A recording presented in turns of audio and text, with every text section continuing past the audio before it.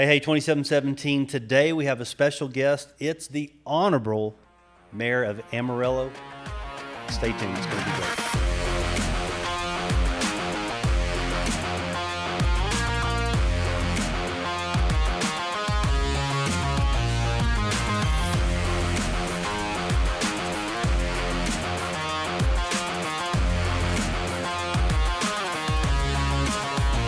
Hey guys, welcome to 2717. I am Wade Hagler, and I have my boy Merritt Vaughn with me. What's up, Merritt? What's up, man? Dude, we got a great guest on. I know. A while ago, when our friend walked in the door, I said, "All rise," and we stood up. I mean, I don't know what to do. I mean, Mayor's in the house. So here's a disclaimer, Cole. Before I actually introduce my boy, he is not wearing his mayor hat today. So what that means is he's not representing the city right now. We're just friends hanging out. I've known Cole since basically he was a kid. He was an infant, walking around with a baby Thor hammer. That's right. And but no, we do go way back. So he's literally just agreed to come on the podcast just as my buddy. And we're going to talk about a lot of different things. One is the AI Center. It's coming up. But before I do that, Cole, thanks for coming on the podcast, Absolutely. brother. Oh, I appreciate it, Good man. to see you. It's great to be here with you. I'm a little disappointed because I got excited. You know, he was talking about like this great guest and, you know, the honorable this and that. And I was like, who do they have? Yeah. This is going to be fun. And then he's like, no, we're talking about you. And I'm like, oh, yes. Well, let down for everybody. sorry out to there. disappoint No, once yeah. again. And I appreciate the disclaimer. It's important. I'm not wearing my sport coat, which is like the uniform, you know, and I think it's an honor to get to be the spokesman. That's by the charter, so you kind of carry that mantle. And the Bible says the power of life and death is in the tongue, right? And so we know our words are powerful, and then you do walk yourself into different things. And I hope to be able to give you just like a citizen's opinion, you know, an Amarillo and a Texan, but then, you know, we're citizens of the kingdom first. Right. So I think from that spiritual aspect, it's always good to be able to take the sport coat off and just to be real and talk through it. And then, you know, these guys that are going to clue into this, they get to see enough of the 10-second sound bites on the media. Right. So I think it's really nice when you can get an hour with somebody that for sure is in the mud and the weeds downtown. Yeah. Amen. Well, you know, Merritt, what I love about Cole is so we have been friends a long time. I mean, it was back, God, what year was that? Oh, I Cole? met you for a free haircut, which was funny. So, it was Tony and Guy in the mall. Yeah. And It was World Gym. I was working at the gym. Yeah. We had conned everybody in town into doing trade outs. Yeah. So like we traded memberships for pizza, Subways, movies, haircuts, even apartments. Yeah, I remember like that. Those guys were living for free at Foxfire, I think. Yeah. But no, I had shown up at Tony and Guy in the mall to get a free haircut, like a trade out. Yeah. And you I know, was the eventually guy. the free haircuts went away. They did. But other than that, it was really good. But I've known you and loved you for a long time. Like you've always been that guy that such a cool story, and you just talk about like really kind of learning on the job has been you, and then guys just direct and brutal at times when you need a brother. Absolutely. That'll just be like, hey, stop. Tell me what's going on, you know, and now you're my neighbor. Yeah, that's right. I've built you 2 houses, which that's a testament to any you're still relationship. Well, the first house Yeah. is funny. He had just started building. He was literally, I mean, he's a kid, man. I'm like, I don't know, 10, 12 years older than I Cole. was 22, I think. Yeah, he is a kid. And so we negotiated a deal. And he's like, hey, I'll build that house for you. It was the first house we'd ever built. You know, I didn't know what I was getting to either, me and Princessa. And so we negotiate $2,000 a month. 3 months it's going to take him $6,000 to build a house. Yeah. Well, a little wisdom starts setting in on Cole, and it takes us a little while to, you know, get the deal done. And so we go back several months later to actually finalize it. And he's like, you know, Wade, I got this new package over here. And it's a da-da-da, cost plus, da-da-da. And I look at it and I go, you know, Cole, I really like that first deal better. And, you know, credit to him, he was a man of his word, and he said, okay. I guarantee, didn't make a dime off that house. Oh no, I did. I learned. It was and it was the deal of like we built you a really good looking home. Oh, it was a great home. There were Lived in it for like there were a few 12 things years. that you make mistakes when you're brand new. But I was working for another builder and I had left. Yeah. And I was just wearing my tool belt, and so I think it was cost plus $6,000 or It whatever. was, Now, yeah. consequently, he came back. Not 20 years later, but close, and he was like, "Hey, I'm good to go again." So I got another set of prints. Yeah. Cost plus $6,000 is still where we're at. And, Yeah, not quite, Yeah, but- it definitely didn't work that way the second time, but it is hard to kind of get yourself out there and Yeah. start building your name, and then you got to have somebody take a chance on you. Well, you also remodeled when we switched from Tony and Guy to Wade Gordon. You Yep. did a 24-hour, 48-hour Hey, remodel. It was awful. We stayed up all night. Your girl showed up, and like the mud wouldn't dry on the wall. Yeah. And so everybody's using the hair dryers, Blow dryers. to get it dry so we can Well, at paint. one point, I'm looking at one of the pieces up that's kind of like an art type piece, and they had redone it and moved it or something. And I'm standing there with Cole. We're both sleep deprived, seriously, because me and Princessa forgot we had needed an IT guy to do everything like at the last minute. It was just it was a poop show. Okay, and so I'm standing there and I'm like, Cole, that doesn't look right. And he's looking at it. He's looking at it. I mean, the whole thing was like just like a little kindergartner had put it together. He's like, yeah, okay, we'll fix it. Let's take it off and start over. Yeah. And it was, I mean, Wade and I both are kind of the guy that like, we'll figure it out, And so he was like, hey, the mall's going to be closed. We're shut down for 2 days. Maybe I don't see clients for one more day. So 72 hours, can you do this? Like if you don't stop to eat or sleep. And I'm like, I think so. Yeah. So Who needs to eat and sleep? I had IHOP twice in like one 48-hour cycle of no sleep. Wow. It was fun. Bart Cheney, right? I don't even remember. I think believe so. Bart was with us back I think he then, was. and, yeah. That's so funny. Yeah, But anyway, we've done a lot together. We've cried together. We've warred together. We've prayed together. We celebrate together. We've done quite a bit together. It's been a good journey. But Yeah. I want to switch gears. Merritt, Sure. I'm gonna let you ask some questions. Awesome. Yeah. First of all, Cole, I've known you for a minute. I've watched you. We went to church together for a long time. And you've always had the mantle of leadership on you. I mean, everywhere you've gone, you've led. And, I was thinking about our time together, and James 3:1 says, not many of you should become teachers, and actually unpack that in the Greek. And what teachers mean is somebody in authority. Okay, so let me rephrase. Not many of you should become teachers, those in authority, my brothers, for you know that we who teach will be judged in a greater strictness, right? Mm-hmm. And I never will forget, so it was the day after I had become an elder at Trinity Fellowship Church. I was at church, and the first person I ran into was Bill Johnson, which you know Bill and Kathy. yeah.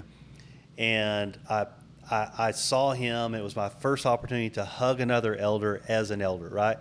And he could see it all over me. I'm just beaming, and so I'm hugging him. And he pulls me back and he looks at me and he said, Merritt, you'll stand in account of every member of Trinity Fellowship Church before Jesus Christ. Ooh. And I was like, dude, I just wanted like a welcome to the club. I mean, This is awesome. why do you got to go there? Do I get a members only jacket? Exactly. And Yeah. Anyway, you are in an important leadership position, but the thing I admire about you is you, and I know this about you, is you take that seriously. You also understand there's a higher authority. We've talked about some of this stuff. Mm-hmm. Talk about that a little bit, because it's a responsibility. It's a mantle. We all have leadership roles, but this is a pretty significant leadership role you're in, and talk to us about that. Sure, yeah, and it's been a good opportunity. It's a worthwhile experience, but at the same time, I think it's important to be genuine. And you have a lot of people that'll ask you, they'll say, man, are you having fun? Like, is it fun to be the mayor? And like, you're like, no, it's not. Yeah. I mean, like, it's not fun. It's a lot of work, and it does come with its own weight. But that doesn't mean that it's not worth it. Like, we don't do things in life that are worthwhile because they're fun. We do things because the end goal and the task, the outcome, is worth the investment, the sweat, the heartache, whatever comes along with it. Right. So I appreciate the compliment, but I want to reference it in the frame of where I believe I sit. This is a unique role. So in saying like, man, you're a leader, and I think we should accept that, not try to push away. Don't have a false humility of like, no, I think that's a mistake as men. Because if we don't lead, then like we're gonna be led in places we shouldn't be going. So, I've got one goal, and it is well done, good and faithful servant. Come on. So if you say leadership, you've got to say what type, and there are multiple types of leadership. And so servant leadership is what I'm 100% bought into. And as long as I keep that mindset and I understand, well, my goal is like I have the best job you could have. And I love going around and speaking. And I reference the king as like, man, I work for the king. And so King Jesus is something that's not always well received, even in faith circles. Like, man, do you have to say it like that? Could you just say God or whatever? Right, and yeah, so, I get to work for the king. So, like, I'm a king's man, and I'm a servant of him. And so because I work for the king, I've been commanded to serve you, my brother. And then, like, I'm commanded to serve the population at large.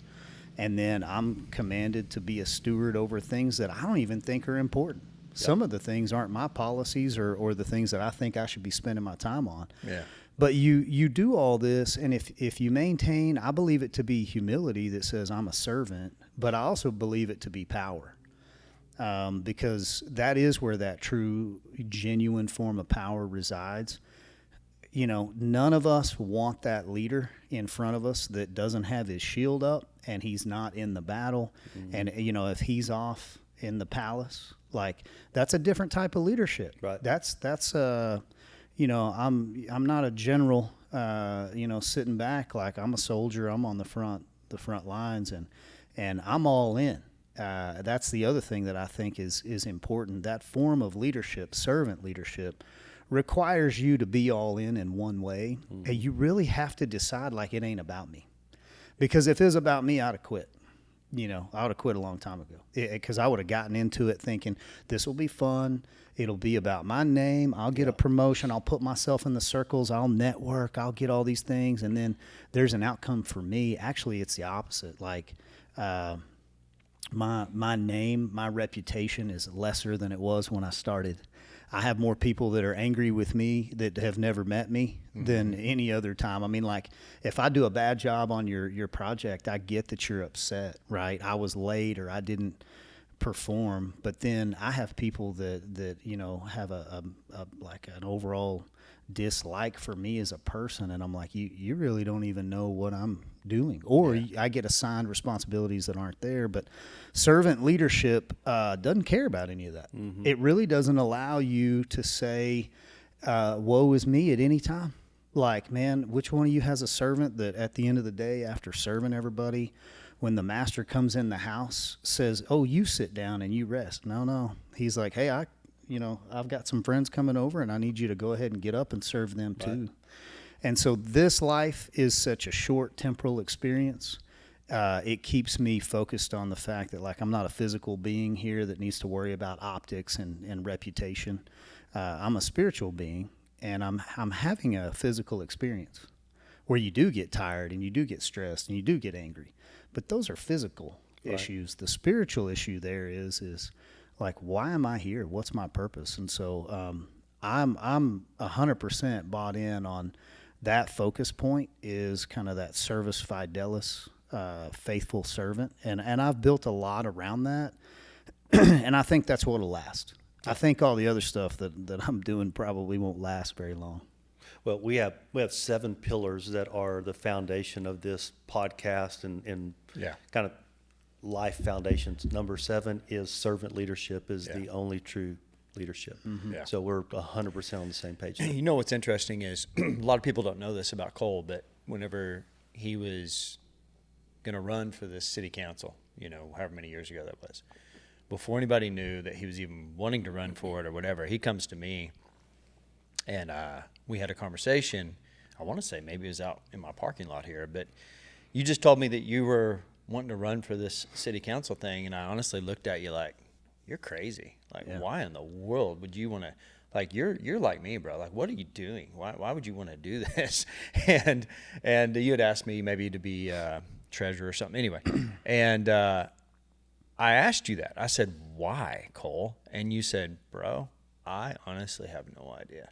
But God won't stop telling me and showing me that I'm supposed to do this. Do you remember saying that to me? I remember. That's been almost 5 years ago, 4.5 years ago now, which, the days are long, but the years go by really quick. Well, and nobody knew what kind of a storm was going to come, in those next years with all the things that happened on city council. But the bottom line was you were an advocate, I think, for the general population of our city during that time. And I think most people would appreciate the crap out of that. But the bottom line was you weren't doing it for selfish reasons. You weren't doing it for, hey, look at me, I'm going to get my position here and I'm going to become somebody. Like, you literally, as honest as, you telling me your name, you said, Wade, I don't know, but God just keeps telling me I'm supposed to do this. Well, it was really cool because I've had so many different opportunities to kind of regret, to wake up and be like, I don't know, like this thing may be something different. So when you feel called and then you can mark it and why you're there. And I compare this to business too. I love the fact that I can look back. I've had days where I walked into my office and I said, there has got to be a better way to make a living than this. Like, this is awful. And you're going to have those days in business. I don't care whether it's restaurant, construction, you're a doctor, a lawyer, whatever it is. Business is hard, and it will test you and try you. And so this has been hard, and it's been good, but it's been a heavy load to keep carrying, and you get fatigued. And I look back to where I was, I've developed a good discipline of starting my mornings just on my knees, face down, like breathing, stretching, and praying. And I heard the Lord say, he said, you're going to run a campaign. And I was like, okay. I mean, I'm in for whatever. We're going through the craziest time of life. This is this weird COVID thing, but I don't know anybody who's going to hire me to run a campaign. Like, I'm not political, like I don't even like government, so like, what are you saying? And I didn't hear anything. And it was 7 days to that moment back upstairs. And I heard the Lord said, no, you're going to run in a campaign. And I was like, oh, man, all right. You want me to be president of Texas. I'm in. This will be awesome. We're going to have fun. And it was really quick. The Lord said, you're going to run and you're going to run hard. And I didn't say you're going to win. And I was like, oh, that's not really, we're not having a good time here right now. It's not like a lot of fun, and so it was a shift. So it was like, okay, man, let me think about it. Let me figure this out. And talking to my wife and talking to everybody else, I mean, I found a lot of reasons to not do this. Like, let's just not, you don't know what's out there. You don't know. And then you get out there as a councilman, and I'm learning so much, and I'm constantly confronted today. But I look back and I see how much I don't know. Like, it's amazing right now how much I have and have digested, and I'm still so very ignorant of all of the complexities and how easy it is to shift the sands around. And so back then, you think about getting yourself out there, like, I'm gonna swim all the way out there, where it's too far to swim back, and like, I have no idea what's floating around underneath me, and so you take all that and you just say, let's go. And I actually thought to myself, like, okay, I know he told me he didn't say I was going to win. So I actually think this is just a test exercise. I'm just going to learn. I'm going to run a campaign 3 months, and I'll know a lot back then, but I don't know where the platform would go. And then when I won, like that council place 1 seat, it was pretty quickening at that point where we were uphill for 2 solid years. Yeah. The 1-4 vote or 4-1 vote. Yeah. A few times. Yeah.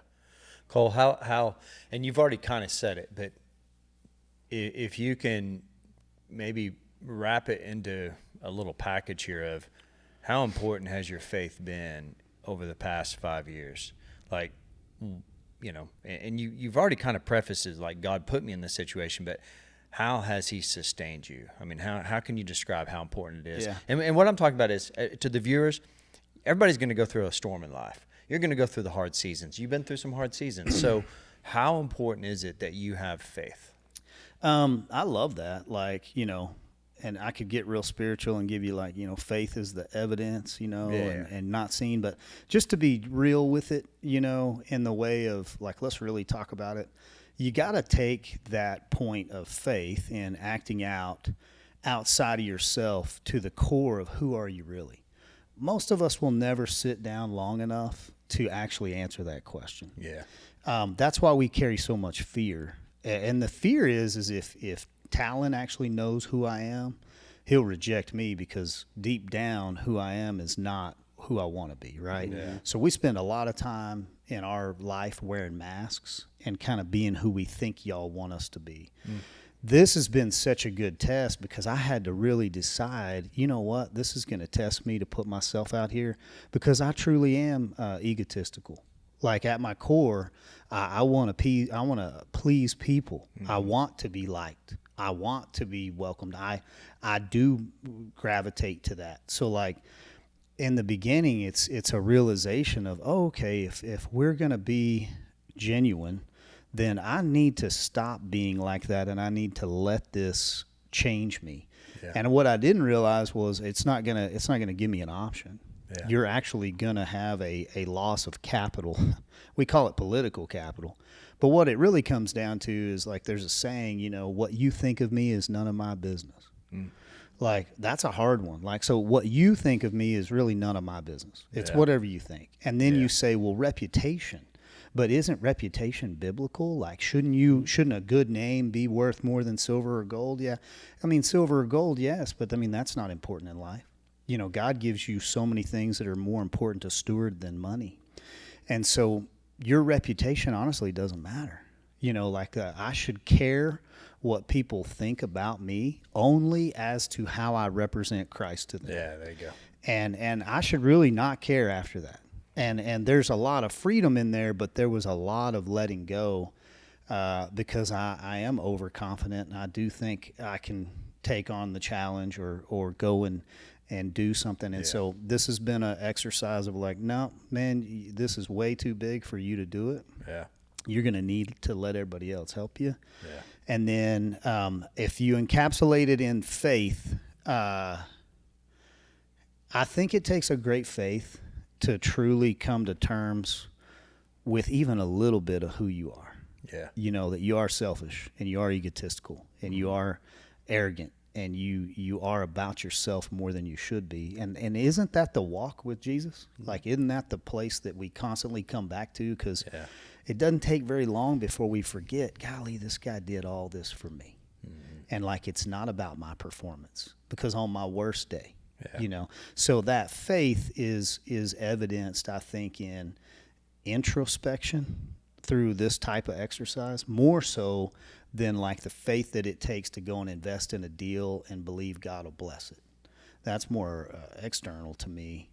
And I hope everybody can hear that from a genuine point, not kind of it's definitely not a correct answer, but there's a lot of freedom in it. Yeah. In becoming a slave to the right person. Yeah. You know, and then, well, if we go around, I'm sorry.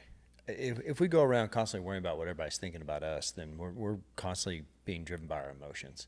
And then we become the weakest person in the room, right? We can't really do what Christ has called us to do if we're worried about what everybody is thinking. Because when we're worried about what everybody's thinking, we're playing a movie in our head. And that movie's not written by God at that point. That movie's written by Satan.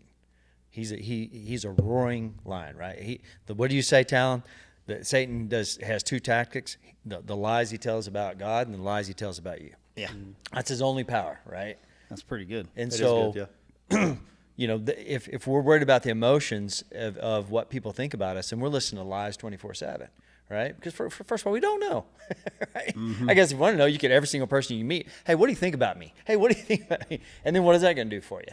Not a lot. You're going to be all jacked up and confused, right? Because everybody's going to have a different opinion. So what really matters is, what does God say about you, right? Well, the truth is his word, right? That's what his word says about each and every one of us as his children. So that's the truth we have to stand on. And that's, I think, what you're saying, right? I have to walk in that truth. And whenever I do that, then I can stand.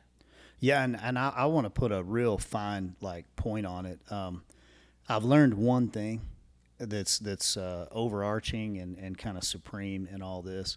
And faith is something that you need to have and hold, and it's something you have. Faith is something that is required of you to exercise, and you do. You spend that faith every day in where you place your trust. And so the funny thing is like what I really have learned is like we can trust him. And so over and over and over again, when you put yourself in situations that are outside of your control, they're bigger than you are, you don't know what you don't know, and especially if you're going to go do it in front of everybody, and then let them all critique your performance of all things, like, oh, you've been talking for an hour and a half, and this one sentence, you said 3 words, and I just want to, crush you with that for the next month and a half. Like, okay, what do you learn out of that? Like, we can trust him. That's right. And so it all comes down to trust for me. And like, I'm going to place my trust somewhere every day, and I can place my trust in myself. That's a really bad place to put it.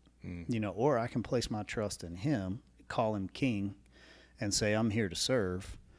And then if the outcomes aren't what I get at the end of the day, I'm honestly pretty happy if I'm tired because I did something. But success looks different to me. 4.5, 5 years ago, I had a lot of ideas what success would look like. Man, I'm going to this and I'm going to that, and we're going to change these and all that. Yeah. Success right now just looks like, did I finish the task? Whatever he gave me to do for today, did I do that next little thing the Lord told me to? Yeah. And then overall, if you try to measure it, it's awful. It's just overwhelming.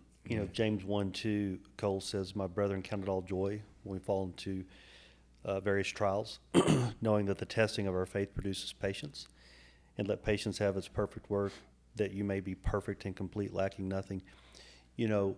I think that, whenever the Lord tells you your political time is done, that's for you and the Lord to figure out, right? Because who knows what doors are going to open up next? I don't know. But anyway. That's for you and the Lord to decide. That's not what I'm going to ask you. But I think and you don't have to comment on this unless you want to. I think on the other side of this, as you've allowed the Lord to do his work in you, what you're doing, I think you're going to see, right? We see the revelation. We see what God was, all the things we're doing. You look at Donald Trump 1 in 2016, and you look at Donald Trump 2, right? I don't know how much God's done in him, but he's a different man, right? And I think God, as long as we're allowing the Lord, we talked about this on one of our recent podcasts, that the trials and tribulations, the things that we go through in this life, as long as we're walking through it with faith and we're allowing the Lord to do that work in us. Man, he's one of my good friends. I won't forget. I was having a hard time with one of my kids. It's a long time ago, and I was real worried about this one child of mine. And I sat down with this good friend of mine, kind of a mentor, kind of a guy. And I was have this long talk, and he said, "Merritt, what's God trying to work out in you right now? It's not about your kids, it's about you." And I was like, "Dude, that isn't what I thought I was going to hear, right?" And so, as we're walking through, it's admirable to me to watch you, because, man, God's got to call you to it, because, what you have to deal with, and all of the, it's a thankless job, but God's called you to do it, and you're doing it to the best of your ability. You're leaning on the Lord. Yeah. And as a follow-up thing, I've only got 2 things I wanted to ask you today. Okay, before you say that. Yes. I just want to say something kind of funny. You're talking about how, he's called to do this, and it's a tough job, and you got to be made for that. Well, I see, what's funny is I saw this in his kids, especially his your youngest daughter. Yeah, Addison. When she was young, I would bust his chops, right? You know, and I'd see him, I'd say something. She comes over to me with little cowboy boots, and she starts kicking me in my shins as hard as she could. Don't mess with my daddy. I was like, dang, She may be more like her mom there. yeah, that's true. That's true. They're both strong people. Man. Yes. But anyway, I love his family. I love his girls. I love his wife. But you know, they're strong, man. They're all strong. I love they it. They don't have a weak backbone. I can tell you love it. that. But Well, go thank go you. ahead with your question, and then I want to shift. I want to shift Yeah, gears because we'll- I know we'll we're about shift to the- halfway into this. Yeah, We're going to completely. shift So- gears into another subject. I got one more kind of a deeper subject, but there's more than two. But the other thing that, as I was thinking about our time, Cole, that I really admire about you, because some of the people that you've asked to be in this, your accountability group or your, you know, your spiritual people that you put around you, are friends of mine, and they don't tell me what you talk about, but I know they're in this group, and it's this idea of submission to authority. It's you know, in Amarillo, you're the mayor. There's, I mean, and I'm, you know, I've got this, it's too long to read, but Romans 13:1-7, you know, God tells us to submit to the authorities that he's placed over our life, and, you know, and so, but in that, it's so, nobody does this. I mean, just say it, nobody. People that get into a place of authority, 99.9% of the time, take on that identity of, I'm the boss now, right? I'm the captain. Remember that movie deal, right? Yeah. And you did the exact opposite of saying, hey, I'm going to gather some people that I trust and respect, and I'm going to give them permission to speak into me if they see me doing or acting in a way I shouldn't act. Cole, I cannot tell you, I mean, the level of respect I have for that, because it's so rare. And I don't know if you want to comment, but I'm just telling you from the bottom of my heart, I love Yeah, that and I don't about you. advertise it because I think politics gets a lot of it can be real superficial. It can stay real shallow. So the authenticity or the genuineness needs to be kind of the fruit that's there, and you do get to see it in this pressure cooker of life and all things Texas politics, because like we do politics crazy different up here in Amarillo. We showed that this last go round of the amount of money that we would spend and Sure. kind of how much we'll bite back at each other and still shake hands and, Sure. and try to do what's right for the community. But all that to say, thank you for the kind words, but they're speaking to it, I created a spiritual advisor group, you know, not when I got on council. I just thought council was just like, man, I'm going to learn. But then when I got elected into the mayor's office, I just knew for myself, I need those people around me that, and I prayed and I asked the Lord to give me, he gave me, you know, 4 good names, and they were a little random. Not the people like I actually thought I had. Well, I got my buddies. You know, I got these 4 or 5 guys, and we've grown up together. And you knew like that's not what you need. Sure. And I don't even spend. It's not like I spend a great deal of time with these individuals as a group all together, but I spend time with them individually. And there are times when I sit down and they're like, we're just concerned. You're like, you look broken. Yeah. You know, or you look tired. Like it's on you. We can see it. You know, and so. That's good to kind of stop and reflect in, and then you have people that are praying for you, and it is a spiritual issue. But then when you mix in authority and all that, I just feel like the authority of it is it's the highest elected position, you know, that carries that mantle of authority. But then the spiritual authority that we have, you know, with good, godly men and women, you know, in this community is really where that power resides. And for me, the authority that comes with that office needs to be balanced 100% equally yoked with like you work for them and they're, you know, whether you say he is your boss and they're your customers or you say they're your boss, it doesn't matter. Either way, as long as you get to the point where it's not about you. And there is such a current that will just grab a hold of you and it will suck you into this, you know, power mentality. Right. And the truth is that none of that's power. You know, if you read Romans 13, you got to read Romans 12 first, you know.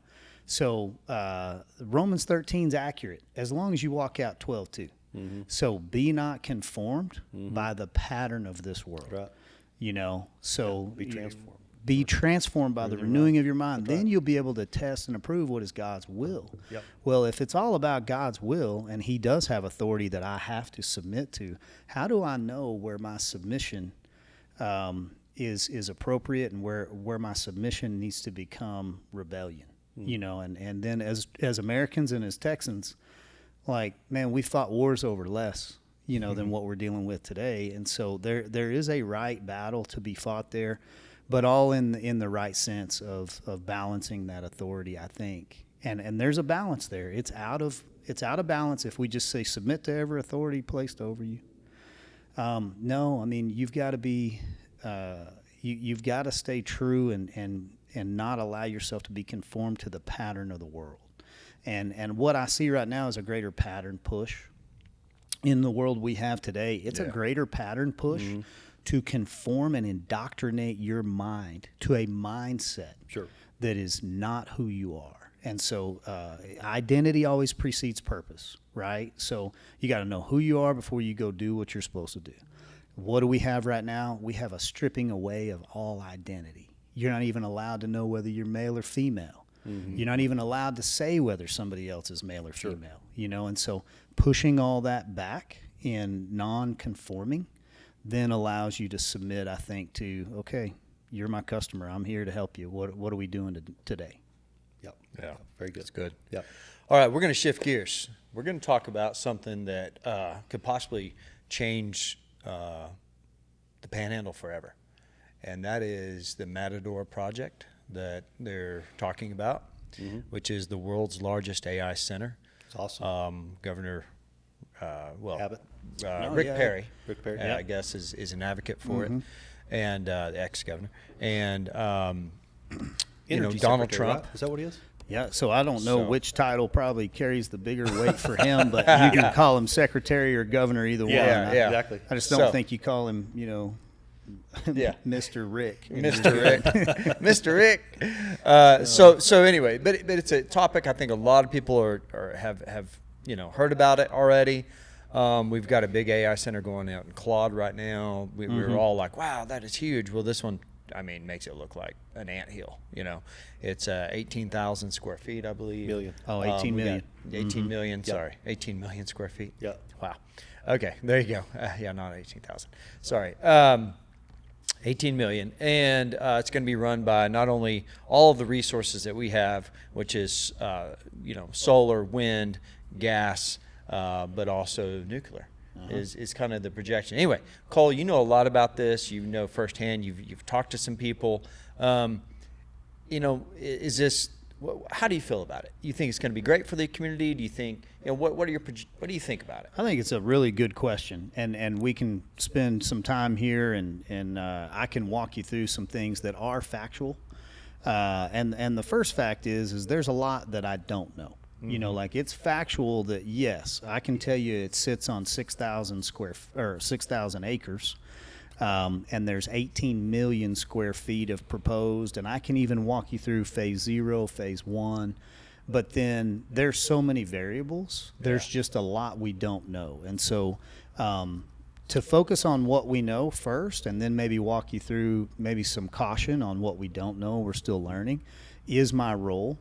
So in that capacity down at the city, I think you should require your elected representatives to be on the front line. Y'all should have your heads up. You should scout things out. Yeah. And if you're going to endorse something, you need to know what you're putting your name next to, because the rest of the community is putting some confidence in, well, I can't know everything, but that guy does, or that guy knows more, and so overall this will be good, or overall this will be negative. Yeah. Well, Talon's got an image pulled up. Did you? I don't know if you. There it is. The Fermi, I guess, is the company. Project Matador. There's kind of a little screenshot of what they project it to look like. I mean, it's going to be like a little city out there.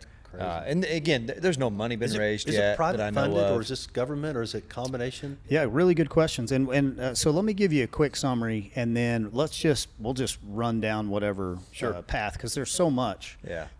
We can just talk water and still get lost, much less like, well, who all's there and who's doing what and who's funding it. So in the reality of there's a lot I don't know, let me tell you what I think is most likely, right? And just preface it all with that. So this is an interesting one. So here's the reality of the world today.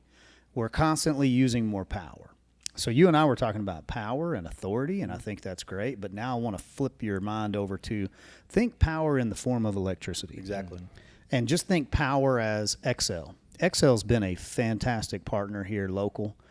They have those roots of SPS. I mean, they're like public service. Right. They're great. So Xcel produces, I don't even know that I would get it right, but let's say they're 2 gigawatts, So the Hoover Dam produces 2 gigawatts a day, right? The Dallas Metroplex area might use 5 gigawatts. I was going to say 6. So with all of them, not just Dallas city limits or proper. But this originally, just kind of very superficially, is a power plant. So take and separate power from data, AI, all of that. So there's a couple things you need to produce power, right? You either need natural gas, or you need coal, or you need water and wind and sun, and those are the things we're using. Well, what we've gotten away from is nuclear power. And so what I am in favor of is like looking into nuclear power, because they've now created small nuclear reactors that are kind of like more hermetically sealed, and they're not these big, you think of the Simpsons cartoon episode where everybody walk around glowing green and there's this huge, nuclear power meltdown. Well, you see it in Japan or different, wherever it was. And that's been 35, 40 years ago since we've had any of those issues. Technology has come along, and nuclear power is actually very clean. And it's very, very abundant, and you can stack some of these nuclear reactors together, and you can do a lot with very little. Whereas natural gas and coal are fairly clean, they're not nearly as clean as this. That's right. But there's one thing that you need, and this is why it kind of came into our office and down at the city, is you need water to create power, and you need power to pump the water. So it's pretty good relationship here in how Xcel needs the city of Amarillo, the city of Amarillo needs Xcel.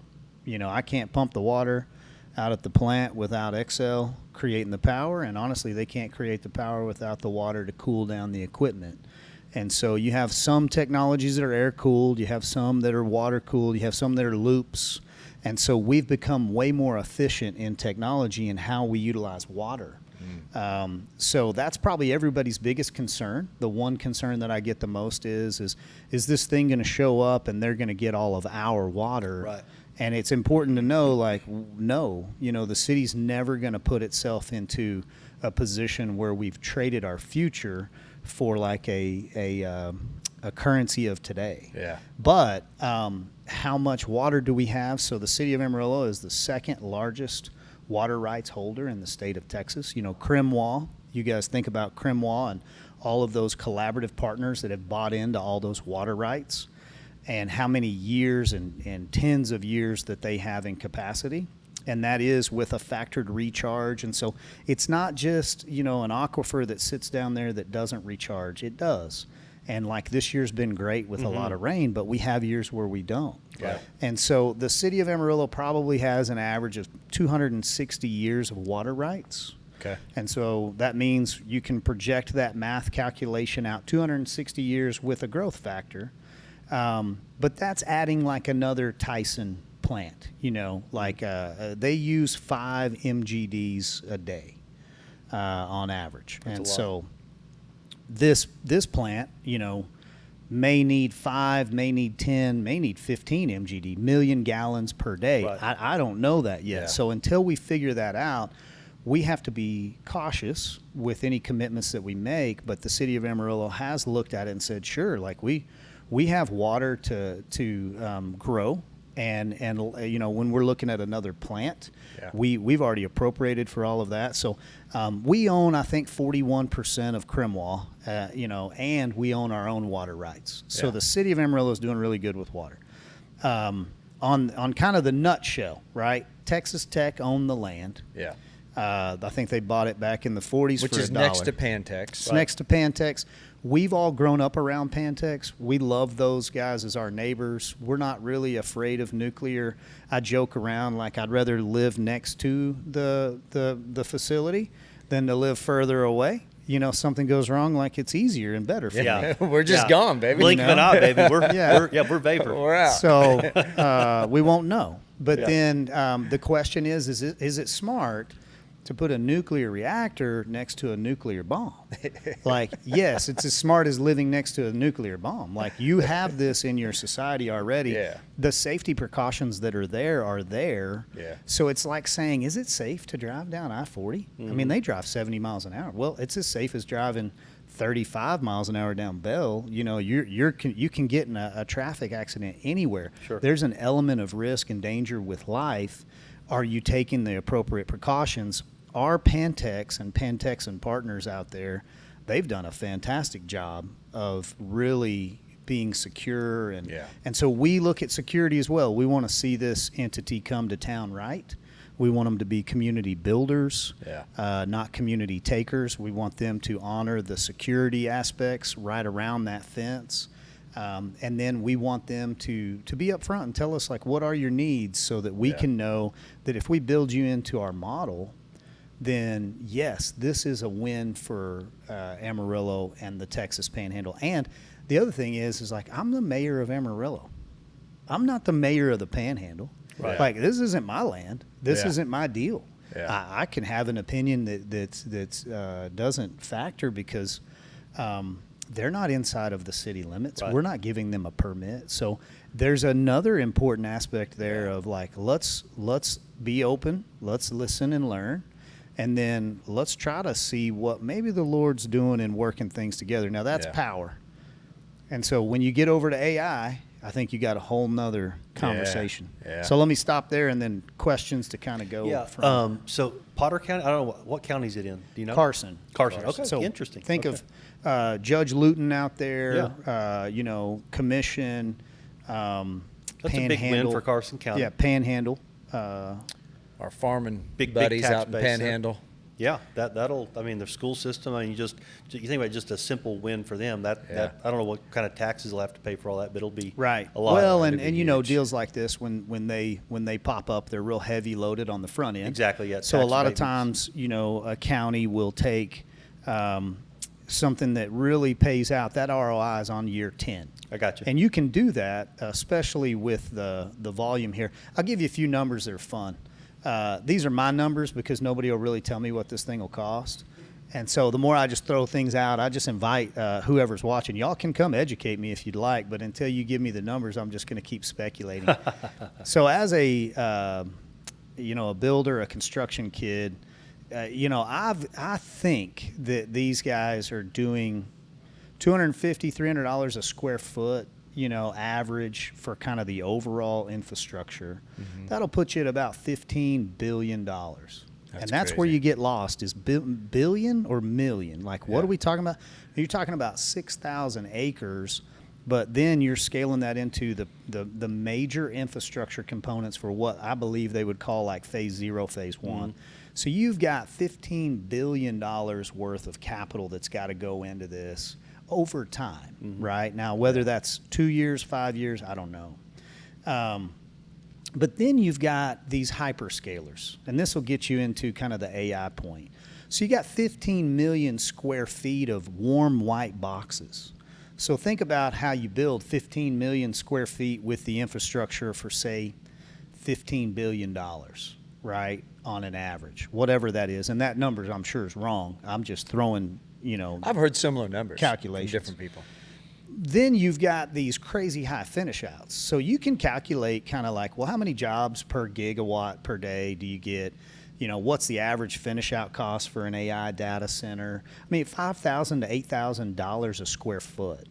So now you're 300 billion.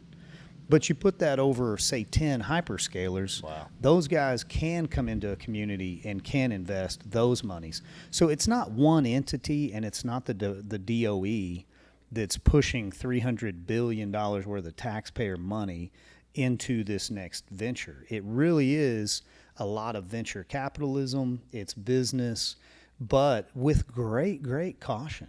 You know, these are the heaviest hitters in the world in AI and in data. They've got tons of money, and when they come into a community like Panhandle, Texas, or Amarillo, I believe we're the type of community where we want to shake your hand, look you in the eye, and try to get along.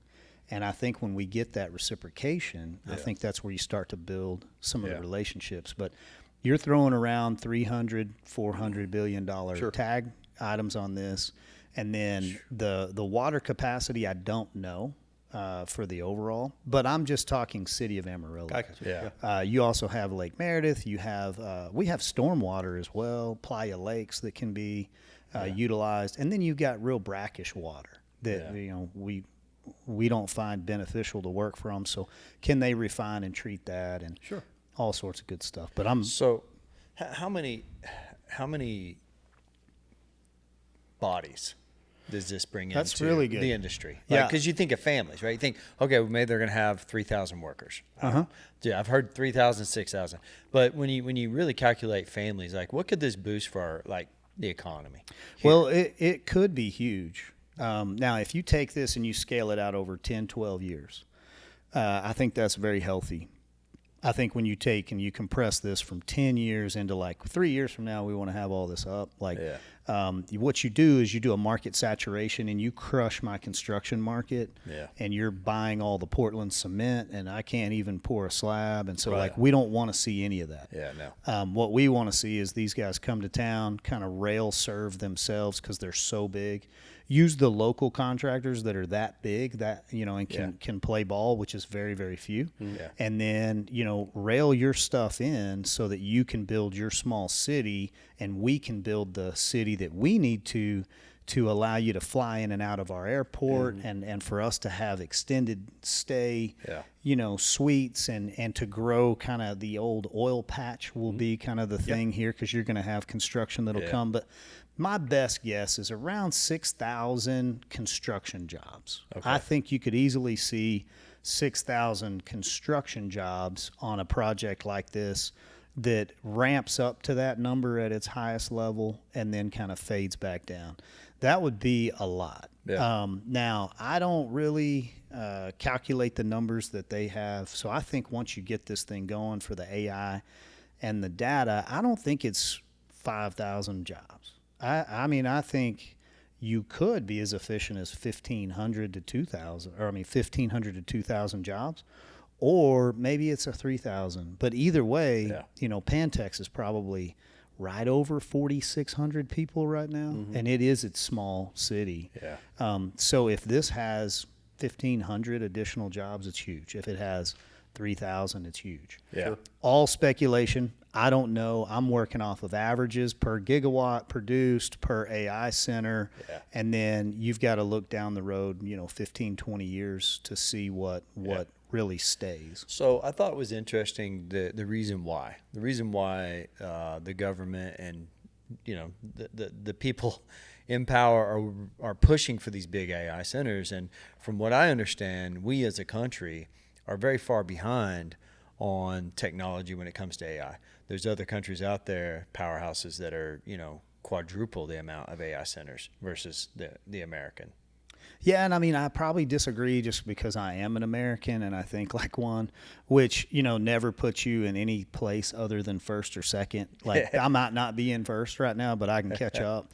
And so I think that if you scroll down there, Talon, do you see does it say Donald J. Trump on it? He did. It did. I saw it, Yeah, so my question is, whoever put his name on that and said, let's build this 1.5 times larger than the largest one in the world, probably has a good marketing strategy. As long as he knows that he's being asked to put his name on it, then what we are saying as, you have an administration that's very friendly to not only cryptocurrency and digital financial right now, but also AI data centers and running this as a race to win it.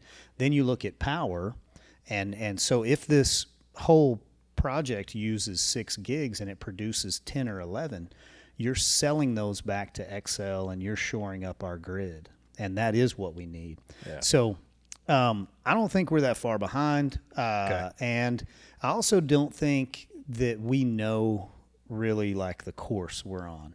I think we may think it's a 20-mile straight run, but this thing's going to meander so much as we learn more. And then AI, artificial intelligence, right? So all the concerns around artificial intelligence for me are very temporal, because like I'm believing in eternal intelligence. I'm believing in infinite intelligence.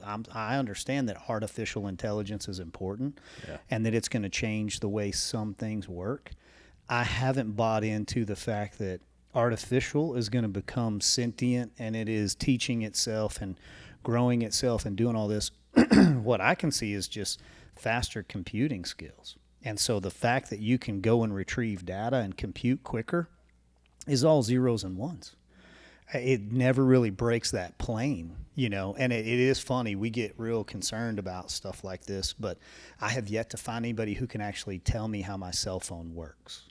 Like if we sit around, we're fairly intelligent people, but the fact that your device can stream something that it receives in zeros and ones, and it's programmed in that way, and that device can do the same, and it's being bounced around from satellites, right? But we've got all the lines that are ran underground, and we have multiple frequencies, Wi-Fi.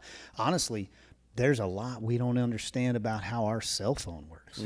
Now you want me to weigh into an amateur hour opinion on how will AI change the way we communicate and how we do things with devices. Like even cell phones are a technology that we accept, and we can talk to each other, right? And we understand frequency a little, but we really don't understand much past kind of that superficial level. So as people, we accept that. These are just programs and there's algorithms and things that are running like that. The mastermind behind all things, in my opinion, is still God. And he's still running the show. And I can read the book and I can see the system and I can see what the end looks like. And ultimately, it's still his plan, even if it's the enemy working. And so I take a lot of concerns on AI. I totally understand them. And in the way of like, it is a concern. I get where you're coming from. But I just don't have enough education to speak intellectually to it. And then I can't find anybody that does. So it is one of those things that we're kind of operating with a powerful a power tool, and we can use it in certain ways, but we might not really know exactly how that power tool came to be. That's interesting. The maps on our phones, Google Maps, whatever map you use, that's AI. If you use Siri, a lot of people, hey Siri, what about this? What about that? That's AI. We've been using AI, and I think the question is, what is it going to look like in the future? I'm a part of a business group. A guy named Ed Milet leads it, and been in it for years. And I was on a call last Friday night, and there was a guy on the call. He's got 40 McDonald's out in California, and they're converting these McDonald's using artificial intelligence. Anyway, make a long story short, you hear these stories. This is the part where I go, man, what does that mean? But he said, I've got an average of 50 employees per McDonald's, and we're through, and he called it AI. I think it's automation. It's all these kind of things. Their plan is to reduce down to 6 employees per McDonald's. It's all going to be automated. There'll be a handful of people in there, but it saves $2.5 million in payroll per restaurant. And, that's where my mind begins to wonder. I know things are going to change, and I'm with you, Cole. I don't know what's going to change. I don't. I'm just trying to stay kind of educated as I can. But, and I heard this the other day, Meta, so there's a hotshot kid, 24 years old, started this AI company. Meta offered him, get this, $1 billion. We'll pay you $1 billion to come to work for us. Wow. Right? And then there's another kid. So is this the guy on the Sean Young podcast? Yes. Yeah. There's another kid that they offered $250 Million. million. I'm trying to make sure my numbers right. You Yeah. start dealing with these numbers, you're going, what am I saying Yeah, here? yeah. 250 million. So anyway, I don't have any idea what's going on, but here's one thing. Two or three things I'm grateful for. I'm grateful to be an American. I'm grateful to be a Texan, and I'm grateful to be an Amarillian. Yeah. And God's hand is on this community. Yes. I mean, just look at all the favor. Look at all the things that are coming, and it's like, Yeah. why? I mean, there's reasons. I know there's logical, but I mean, if you look at God's hand, Yeah. He has blessed this community year after year. And, people ask me, because I travel and I do different things. Like, everyone's like, why do you live in Amarillo, Texas? I'm like, come live for a couple of years. You'll Yeah. see why I live here. Yeah. It's a great community. I'm blessed, and yeah, I can go travel, do whatever, but I'm always ready to come back home. Yeah. This is my home. It'll always be my home. I love Amarillo, and I mean, what's the old saying? You wear a pair of shoes out in Amarillo, you understand it's the people that make it Yeah. special. I And was about to don't say you it's the agree, people. Cole? Oh, I God's do. hands on this community. No, I do, and I think that we're a faith-filled community. Joy is a tangible thing, and a lot of times it's a choice. Like you choose joy because you can choose to be focused on all the negatives. Sure.